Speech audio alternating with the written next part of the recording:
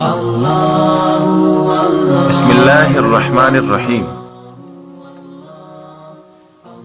السلام علیکم ورحمۃ اللہ وبرکاتہ۔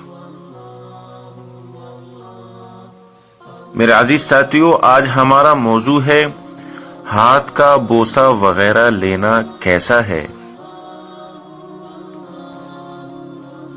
حضرت ابن عمر رضی اللہ عنہما فرماتے ہیں کہ ایک مرتبہ رسول اللہ صلی اللہ علیہ وسلم نے ہمیں لشکر میں بھیجا۔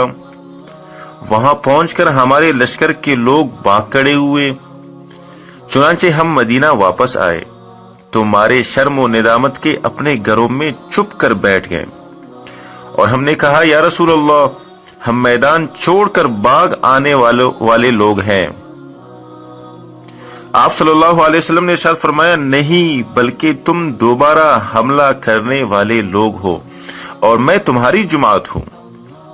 اور یہ روایت ترمذی شریف کی ہے، اور ابو داؤد نے بھی ایسی ہی روایت نقل کی ہے، اور اس میں یہ الفاظ ہے کہ نہیں بلکہ تم دوبارہ حملہ کرنے والے لوگ ہو۔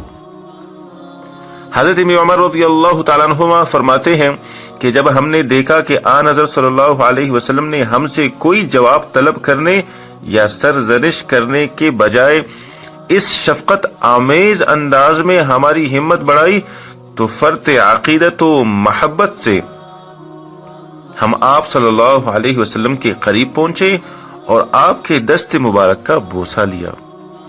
پھر آن حضرت صلی اللہ علیہ وسلم نے ارشاد فرمایا، میں مسلمانوں کی جماعت ہوں۔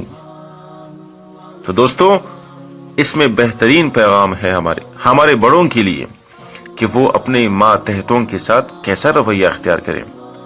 ان کی برائیوں کو دیکھ کر، ان کی غلطیوں کو دیکھ کر ہمیں چاہیے کہ ہم ان پر پردہ رکھیں، پردہ ڈالیں، اور ان کو بہترین انداز میں ان کی حوصلہ افزائی کریں، ان کی ہمت بڑھائیں، تو انشاءاللہ ہمارے بچے بھی وہ ہم سے محبت کرنے لگیں گے، ہمارے ماتحت وہ ہمارے فرما بردار ہوں گے۔ اللہ عمل کی توفیق عطا فرمائے۔ والسلام علیکم ورحمۃ اللہ وبرکاتہ۔